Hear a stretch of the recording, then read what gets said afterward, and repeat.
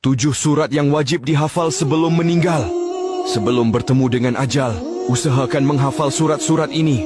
Seperti diketahui, kitab suci Al-Quran turun sebagai petunjuk maupun tuntunan kehidupan umat manusia. Adapun keutamaan membaca ke-7 surat tersebut bahkan sudah tertuang dalam hadits. 1. Surat Al-Mulk. Ada suatu surat dari Al-Quran yang terdiri dari 30 ayat dan dapat memberikan syafaat bagi yang membacanya sampai dia diampuni, yaitu surat Al-Mulk. Hadis riwayat Imam Tirmidzi. 2. Surat Al-Kahfi. Jumlah ayat dalam surat ini adalah 110 ayat. Tapi umat Islam dianjurkan untuk menghafal 10 ayat saja di awal.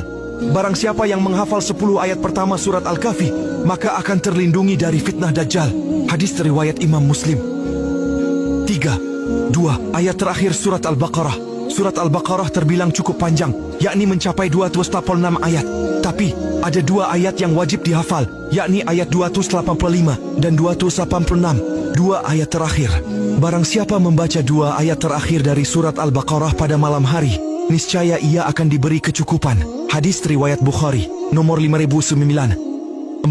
Surat Ar-Rahman. Menghafal surat Ar-Rahman membawa manfaat yang tidak main-main. Memiliki arti yang maha pemurah. Surat ini terdiri dari 78 ayat. Menurut riwayat Imam Ja'far, siapapun yang membaca surat Ar-Rahman dan meninggal dunia, kematiannya seperti mati syahid. 5. Surat Al-Waqiah. Rasulullah Shallallahu Alaihi Wasallam pernah bersabda mengenai surat Al-Waqiah ini. Apabila seseorang membaca surat Al-Waqiah pada tiap malam, maka Allah tidak akan menimpakan kemiskinan kepadanya. 6. Ayat kursi. Dalam hadis riwayat Ubay bin Ka'ab diterangkan bahwa ayat kursi menjadi ayat paling agung di dalam kitab suci Al-Quran. Tersimpan banyak arti yang menjelaskan kekuasaan Allah Subhanahu wa Ta'ala beserta sifat-sifatnya yang mulia. Rasulullah Shallallahu Alaihi Wasallam bersabda, sesungguhnya segala sesuatu pasti memiliki punuk, dan punuknya Al-Quran adalah surat Al-Baqarah, yang di dalamnya terdapat penghulu dari ayat-ayat suci Al-Quran. Ayat tersebut adalah ayat kursi. Hadis riwayat At-Tirmidzi. 7. Surat As-Sajdah.